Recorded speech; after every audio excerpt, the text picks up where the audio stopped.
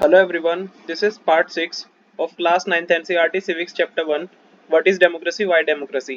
तो वीडियो को स्टार्ट करने से पहले मैं आप सबसे कहना चाहूँगा कि अगर आपको मेरे वीडियो से कंसेप्ट्स और चैप्टर्स अच्छी तरह से समझ आते हो तो आप मेरे चैनल को सब्सक्राइब करके वीडियोस को लाइक शेयर करना मत भूलना, क्योंकि इसी तरह से सोशल साइंस रिलेटेड पूरा सिलेबस मेरे चैनल पे आपको मिल जाएगा। Broader meanings of democracy. तो देखो इस चैप्टर में ना हमने डेमोक्रेसी का एक इस सेंस में मतलब समझ लिया है, लिमिटेड सी सेंस में, कि हम किसी को समझा सके बता सके। हमने समझ लिया है कि डेमोक्रेसी एक फॉर्म ऑफ गवर्नमेंट की तरह कैसी दिखती है, क्या होती है।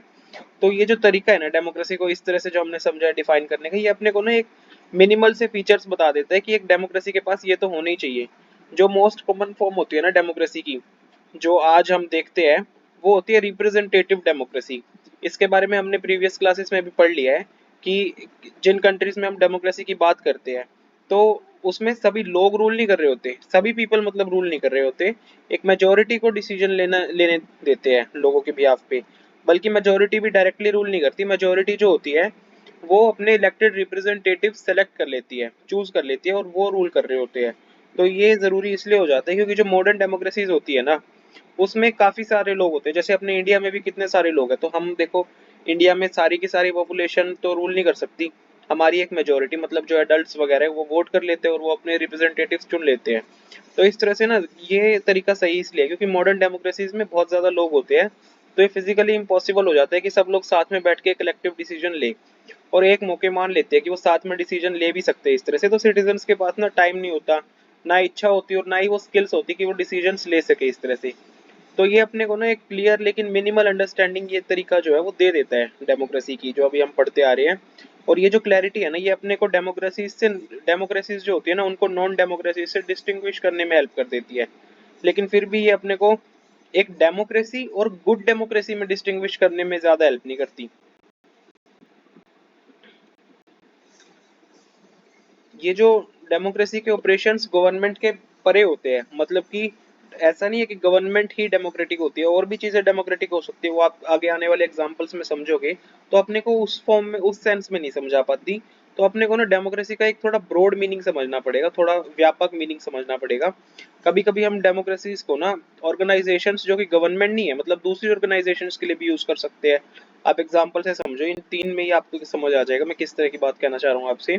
देखो एक स्टेटमेंट में एग्जांपल है, मतलब एक बता रहे हैं कि we are a very democratic family, हम एक बहुत ज्यादा डेमोक्रेटिक फैमिली है। जब भी कोई डिसीजन लेना होता है ना, हम साथ में बैठते हैं और एक कंसेंसस तक पहुंचते हैं, मतलब फाइनल एक डिसीजन तक पहुंचते हैं। और मेरा ओपिनियन भी मेरे फादर के ओपिनियन जितना ही मैच करता है। ये कोई बच्चा बता रहे तो एक डेमोक्रेसी की बात इस तरह इस सेंस में भी जा रही है कि हम एक डेमोक्रेटिक फैमिली है।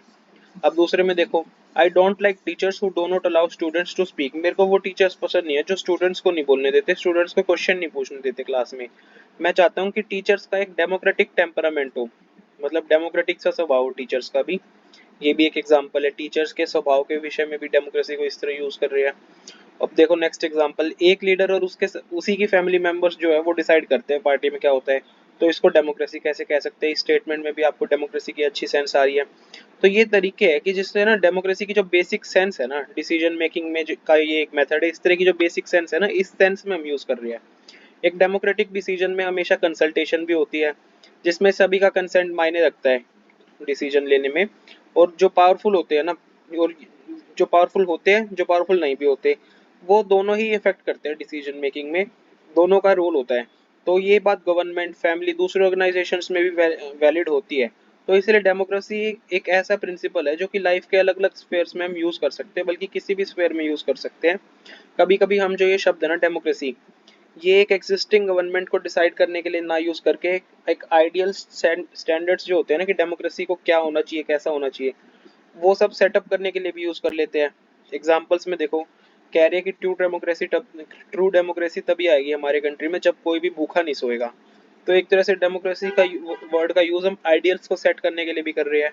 नेक्स्ट एग्जांपल में देखो, एक डेमोक्रेसी में हर एक सिटीजन जो है ना वो इक्वल रोल प्ले करता है डिसीजन मेकिंग में। इसके लिए जरूरी है कि सबके पास इक्वल राइट टू वोट हो, लेकिन साथ ही साथ हर एक सिटीजन के पास बेसिक इक्वल इन्फॉर्मेशन का भी राइट होना चाहिए, बेसिक एजुकेशन, इक्वल रिसोर्सेज होनी चाहिए, और कमिटमेंट भी होनी चाहिए। तो इस तरह से भी हम डेमोक्रेसी वर्ड का यूज कर रहे हैं डेमोक्रेसी टर्म का यूज कर रहे हैं आइडियल्स को सेट करने के लिए, आइडियल स्टैंडर्ड को सेट करने के लिए। तो अगर हम इन आइडियल्स को सीरियसली लेने लग जाए ना, तो हमें पता लगेगा कि इस दुनिया में ना कोई भी कंट्री एक डेमोक्रेसी नहीं है। लेकिन फिर भी ये जो डेमोक्रेसी के आइडियल्स है ना, ये अपने को बता देते हैं कि हमें डेमोक्रेसी की रिस्पेक्ट क्यों करनी है, डेमोक्रेसी की इतनी वैल्यू क्यों करनी है। जैसे वो आइडियली बता रहा था कि डेमोक्रेसी अगर सही में होगी तो कोई भूखा नहीं सोएगा, तो ये वर्ड्स अपने आप में बताते हैं कि डेमोक्रेसी की वैल्यू करना क्यों जरूरी है।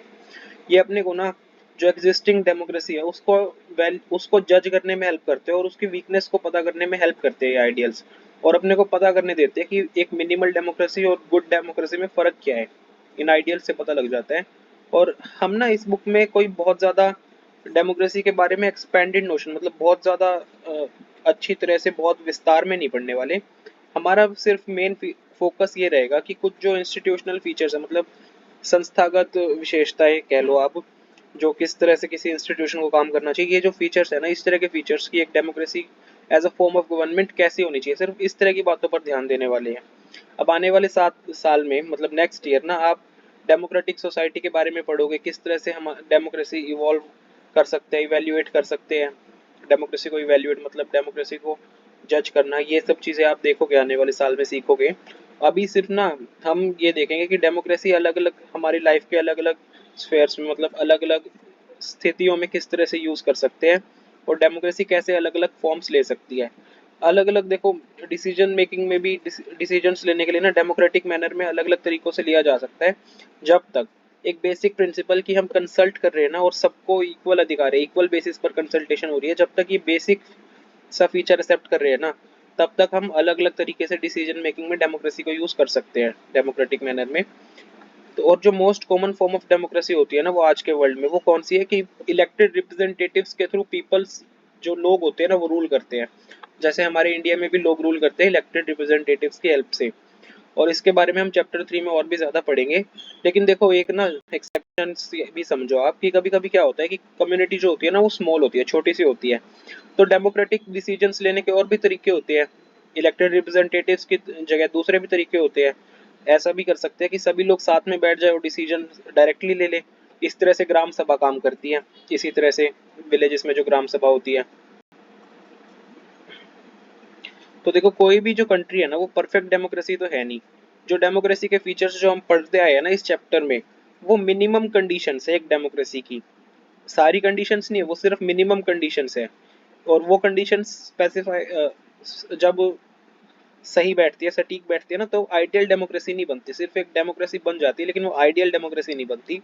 हर एक डेमोक्रेसी जो होती है ना वो डेमोक्रेटिक डिसीजन मेकिंग के आइडियल्स को रियलाइज करने की, उनको पालने की कोशिश करती है। लेकिन एक बार इसको अचीव कर लिया तो ऐसा नहीं है कि इसको एक बार अचीव करो और वो हमेशा रहेगा।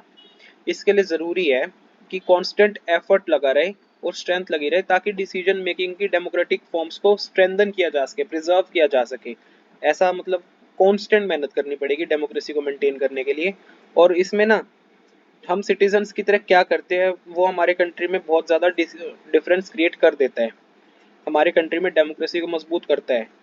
और स्ट्रेंथ और वीकनेस ना डेमोक्रेसी की यही है कि कंट्री का फेट जो है ना, कंट्री का जो भविष्य है, वो इस पर डिपेंड कम करता है कि रूलर्स क्या कर रहे हैं, बल्कि ज़्यादा इस पर डिपेंड करता है कि सिटीजन्स, हम लोग क्या कर रहे हैं।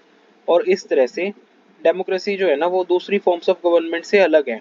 इसी तरह से हम अलग कर सकते हैं डेमोक्रेसी को दूसरी फॉर्म ऑफ गवर्नमेंट से।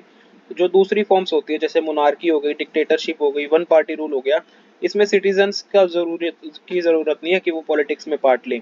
बल्कि कई नॉन डेमोक्रेटिक गवर्नमेंट्स में ना वो तो चाहते ही ऐसा है कि सिटीजन्स पॉलिटिक्स में पार्ट ही ना ले। लेकिन डेमोक्रेसी जो है ना, डेमोक्रेसी जो है वो डिपेंड करती है एक्टिव पॉलिटिकल पार्टिसिपेशन और सिटीजन्स की इस बात पर। इसीलिए डेमोक्रेसी को पढ़ना ना, डेमोक्रेटिक पॉलिटिक्स को पढ़ना बहुत ज़्यादा ज़रूरी हो जाता है, ताकि डेमोक्रेसी को हम अच्छी तरह से समझ पाए। तो इसी के साथ हमारा ये चैप्टर खत्म हो गया है। अगर आपको मेरे वीडियो से कंसेप्ट और चैप्टर्स एकदम अच्छी तरह समझ आते हो तो आप मेरे चैनल को सब्सक्राइब करके वीडियोस को लाइक शेयर करना मत भूलना। Thank you.